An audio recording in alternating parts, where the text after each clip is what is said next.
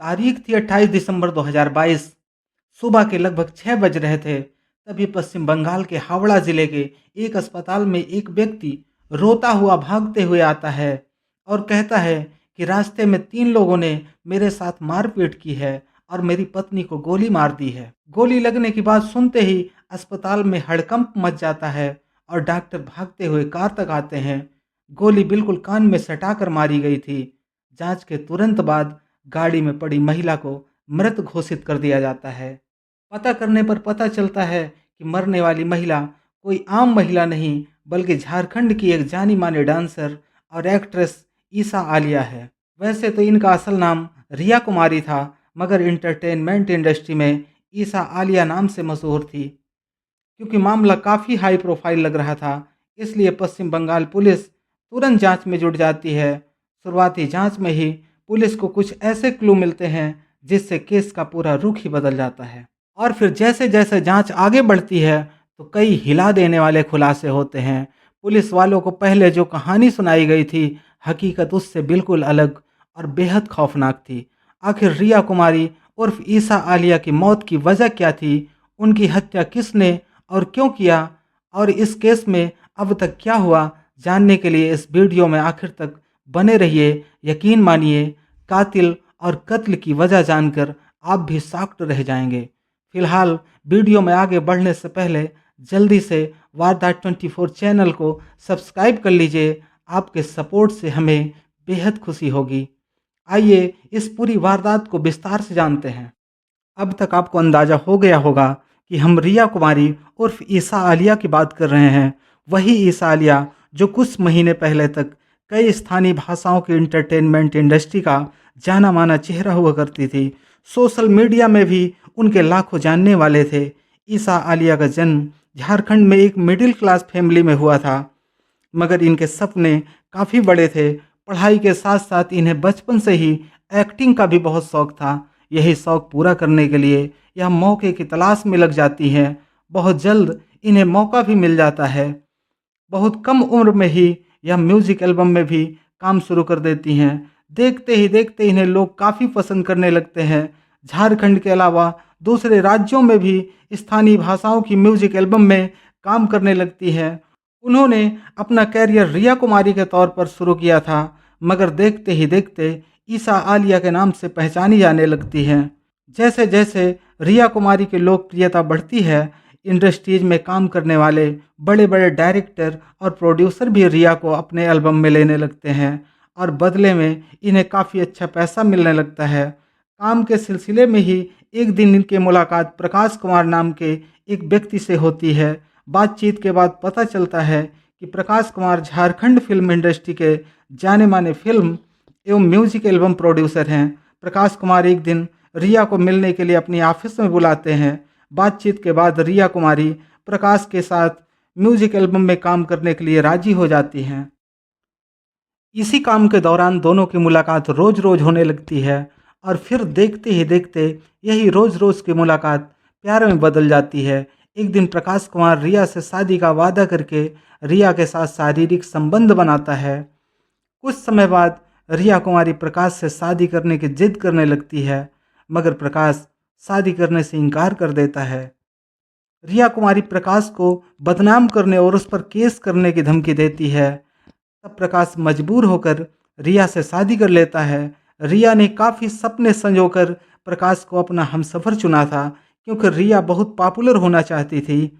मगर शादी के बाद नई ज़िंदगी की शुरुआत में ही रिया को पता चल जाता है कि उसके साथ बहुत बड़ा धोखा हुआ है। दरअसल प्रकाश पहले से ही शादीशुदा था और उसके 3 बच्चे भी थे, मगर वह रिया से इस बात को छुपाए रखता है। धोखे से रिया को दूसरी पत्नी बना लेता है।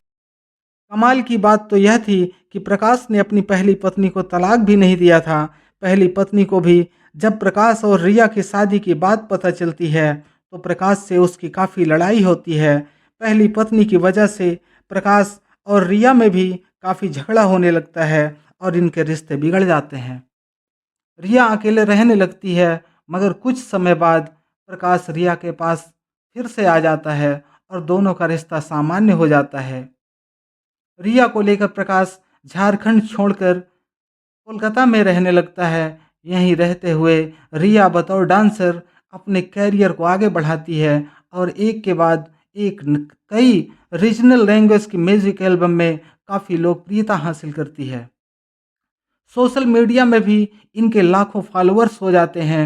रिया का प्रोफेशनल कैरियर काफ़ी अच्छा चल रहा होता है और पर्सनल लाइफ में भी चीज़ें कुछ हद तक सुधर चुकी थी।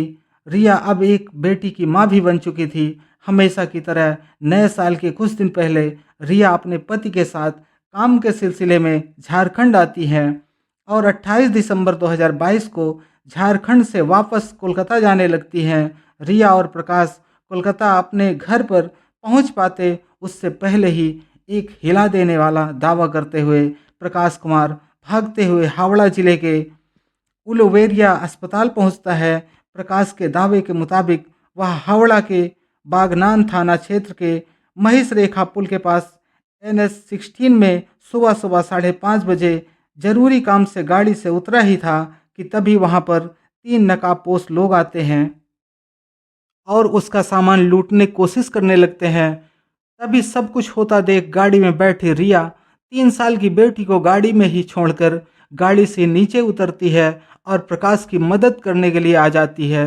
प्रकाश के बयान के मुताबिक वह तीनों गुंडे लूटपाट करने की कोशिश करते हैं और उसे बुरी तरह मारते पीटते हैं।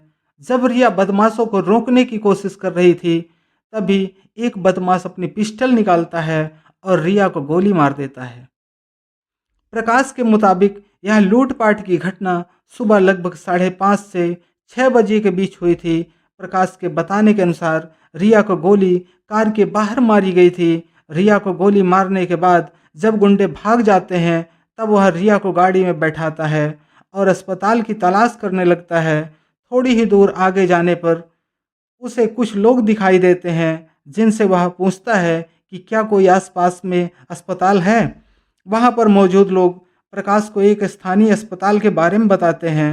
प्रकाश भागते हुए अपनी पत्नी को लेकर वहां जाता है और डॉक्टर को सारी बात बताता है। प्रकाश की बात सुनते ही डॉक्टर की टीम कार तक आती है। जांच करते ही कंफर्म कर देती है कि रिया कुमारी की मौत हो चुकी है। रिया की मौत की बात सुनते ही प्रकाश पागलों जैसी हरकतें करने लगता है और चीखना चिल्लाना शुरू कर देता है। इतनी देर में अस्पताल प्रशासन की ओर से दी गई जानकारी के बाद कोलकाता पुलिस की एक टीम भी अस्पताल पहुंच जाती है और कागजी कार्यवाही करने के बाद रिया की बॉडी को पोस्टमार्टम के लिए भेज दिया जाता है।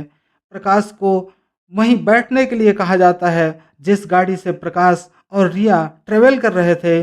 उस गाड़ी को भी पुलिस अपने कब्जे में लेकर फोरेंसिक जांच के लिए भेज देती है। पुलिस प्रकाश से घटना के बारे में पूछताछ शुरू करती है। शुरुआती दौर की ही पूछताछ में प्रकाश का बयान बदलने लगता है। पहले वह कहता है कि वह पेशाब करने के लिए गाड़ी से उतरा था। थोड़ी देर बाद कहता है कि बेटी रोने लगी थी इसलिए उसने गाड़ी रोकी थी। कुल मिलाकर बदलते बयान से पुलिस संतुष्ट नहीं हो पाती और पूछताछ का सिलसिला लंबा होता चला जाता है। प्रकाश कुमार पुलिस वालों को बताता है कि जैसे ही वह गाड़ी से नीचे उतरा अचानक से 3 नकाबपोश लोग आए और वह उससे मारपीट करने लगे। जब वह तीनों लोग मार रहे थे तब रिया बीच बचाव करने गाड़ी से उतरी। तब उन बदमाशों में से एक ने अपनी पिस्टल निकालकर रिया की कनपटी में गोली मार दिया। पुलिस को प्रकाश के इस बयान पर भरोसा नहीं होता क्योंकि प्रकाश के शरीर पर चोट के एक भी निशान नहीं थे। ऐसा कैसे हो सकता है? एक तरफ एक शख्स को गोली मार दी जाए और उसी के साथ मौजूद दूसरे शख्स को खरोंच तक न आए। प्रकाश द्वारा बताए गए बयान की पुष्टि के लिए उस इलाके में मौजूद सभी CCTV फुटेज को खंगालना शुरू कर दी है। पुलिस को एक भी ऐसा CCTV फुटेज नहीं मिलता जिससे यह पता चल सके कि कोई प्रकाश की गाड़ी का पीछा कर रहा हो। मतलब कुछ भी संदिग्ध नहीं था। इतनी पूछताछ के बाद प्रकाश कुमार पुलिस के शक के दायरे में खुद ही आ जाता है। हालांकि पुलिस आगे की कोई कार्यवाही करने से पहले कार की फोरेंसिक जांच और रिया की पोस्टमार्टम रिपोर्ट का इंतजार करने लगती है। और जब रिया की पोस्टमार्टम रिपोर्ट आती है तो एक अलग ही खुलासा होता है। प्रकाश के मुताबिक 5:30 बजे सुबह के आसपास उस पर हमला किया गया था, मगर पोस्टमार्टम रिपोर्ट में दावा किया जाता है कि रिया को लगभग रात को 1 से 2 बजे के बीच गोली मारी गई थी। कार से जुड़ी रिपोर्ट भी पुलिस के पास आती है तो पुलिस का शक यकीन में बदल जाता है।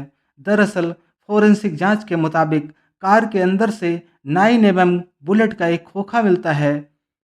प्रकाश के दावे के मुताबिक रिया को गोली कार के बाहर मारी गई थी, तो आखिर यह खोखा गाड़ी के अंदर कैसे पहुंचा? इधर पुलिस अपनी जांच कर ही रही थी कि रिया की मौत की खबर सुनकर रिया का भाई और उसकी मां रांची से कोलकाता आ जाते हैं और प्रकाश पर अपनी बेटी की हत्या का मामला दर्ज करवाते हैं। एक और खुलासा करते हैं कि कुछ दिन पहले रिया और प्रकाश का झगड़ा हुआ था और प्रकाश घर छोड़कर चला गया था। हालांकि वह अचानक से वापस घर आया और रिया को लेकर कोलकाता चला गया। रिया की मां पुलिस को बताती है कि एक बार और प्रकाश ने रिया को जान से मारने की कोशिश की थी, मगर रिया बच गई थी। पुलिस वाले प्रकाश से सख्ती से पूछताछ का सिलसिला शुरू करते हैं तो आखिरकार प्रकाश कुमार का सारा झूठ बेनकाब हो जाता है। पूछताछ में प्रकाश के मुताबिक उसने रिया से शादी जरूर कर ली थी, मगर यह शादी उसने रिया के पैसों के लिए किया था। रिया को दिखाने के लिए वह अपनी पत्नी से अलग रहता था, मगर वह अपनी पहली पत्नी से बराबर कांटेक्ट में था। शादी के कुछ समय बाद ही प्रकाश रिया को अपने रास्ते से हटाने में लग जाता है, मगर कई कोशिशों के बावजूद वह कामयाब नहीं हो पाता। अंत में प्रकाश अपने एक भाई संदीप से मिलकर रिया के खिलाफ साजिश करता है और यह सब मिलकर प्लानिंग करते हैं कि क्यों न रिया की हत्या कर दी जाए और फिर इस हत्या को लूटपाट की कोशिश में की गई हत्या का रूप दे दिया जाए। रिया से झगड़ा होने के बावजूद प्रकाश रिया के पास आता है। कुछ दिनों तक खुशी खुशी उसके साथ रहता है और फिर अपनी साजिश को अंजाम तक पहुंचाने के लिए रिया को लेकर कोलकाता के लिए निकलता है। रास्ते में ही जब रिया को नींद आ जाती है तो प्रकाश का भाई संदीप कुमार सोई हुई रिया के सर में सटाकर गोली मार देता है। इसके बाद संदीप वहीं झाड़ियों में अपनी पिस्टल फेंक कर भाग जाता है, जबकि इस मर्डर को लूटपाट की कोशिश में किए गए मर्डर का रूप देने के लिए प्रकाश रिया के शव को बड़ी सावधानी के साथ कार में रखता है और आगे बढ़ने लगता है और फिर अस्पताल ले जाकर अपनी बनी बनाई कहानी सुनाता है। हत्या के अगले ही दिन 29 दिसंबर 2022 को रिया के पति प्रकाश कुमार को गिरफ्तार कर लिया जाता है। प्रकाश ने अपने बयान में हत्या की साजिश में अपने भाई संदीप को भी शामिल होना बताया था। पुलिस की कई टीमें संदीप की तलाश में लग जाती हैं। 31 दिसंबर 2022 को संदीप को भी गिरफ्तार कर लिया जाता है। पुलिस रिया के 2 कातिलों को गिरफ्तार कर चुकी थी। रिया के घर वालों ने आरोप लगाया था कि रिया की हत्या में प्रकाश की पहली पत्नी भी शामिल है। पुलिस जांच में एक और व्यक्ति का नाम आता है जिसने प्रकाश के भाई संदीप को पिस्टल उपलब्ध करवाई थी। उस व्यक्ति का नाम मोहित था। अब पुलिस इसकी भी तलाश शुरू करती है, मगर कई हफ्तों की तलाश के बाद भी मोहित का कुछ अता पता नहीं चलता। लेकिन पुलिस की लगातार कोशिशों के बावजूद बिहार की राजधानी पटना से मोहित को फरवरी 2023 में गिरफ्तार कर लिया जाता है। पुलिस को इस दर्दनाक हत्याकांड में शामिल 3 अपराधियों का पता चल चुका था, मगर पुलिस अभी तक इस हत्या के वास्तविक कारण का पता नहीं लगा पाई थी। पहले तो दावा किया गया था कि प्रकाश रिया से सिर्फ पीछा छुड़ाना चाहता था, इसलिए उसने रिया की हत्या करवाई, मगर आगे की जांच में खुलासा होता है कि वास्तव में प्रकाश लाखों के कर्ज में डूबा था। उसका पिछला कुछ फिल्मी प्रोजेक्ट फ्लॉप हो चुका था, जिससे उसके ऊपर बहुत कर्ज हो चुका था और वह कर्ज चुका नहीं पा रहा था। इसी के बाद वह तय करता है कि रिया की अगर एक्सीडेंटल डेथ हो जाए तो रिया का जो लाखों रुपए का इंश्योरेंस है और रिया का जो भी बैंक बैलेंस है, सारा पैसा उसे मिल जाएगा। इन पैसों से वह अपना सारा कर्ज भी चुका लेगा और ऐज मौज मस्ती की ज़िंदगी भी काट सकता है। फिर यह प्लान वह अपने भाई संदीप से डिस्कस करता है और फाइनली 28 दिसंबर 2022 को पूरी प्लानिंग के साथ रिया की हत्या कर दी जाती है। जब रिया की हत्या की गई थी उस समय रिया की 3 वर्ष की बेटी भी कार में मौजूद थी। जब रिया को गोली मारी गई थी तब बच्ची सो रही थी, इसलिए बच्ची पुलिस को बहुत कुछ नहीं बता पाई। ऊपर से माँ के मरने की वजह से गहरे सदमे में चली जाती है। फिलहाल इस केस की मौजूदा स्थिति के बारे में बात करें तो रिया की हत्या में शामिल ये तीनों आरोपी जेल में हैं। पूरा मामला अभी कोर्ट में है, जहां पूरी सुनवाई के बाद सजा का ऐलान होगा। वीडियो अच्छा लगा हो तो चैनल को सब्सक्राइब और वीडियो को लाइक ज़रूर करें। क्राइम की कहानियों के लिए हमारे साथ जुड़े रहें। धन्यवाद।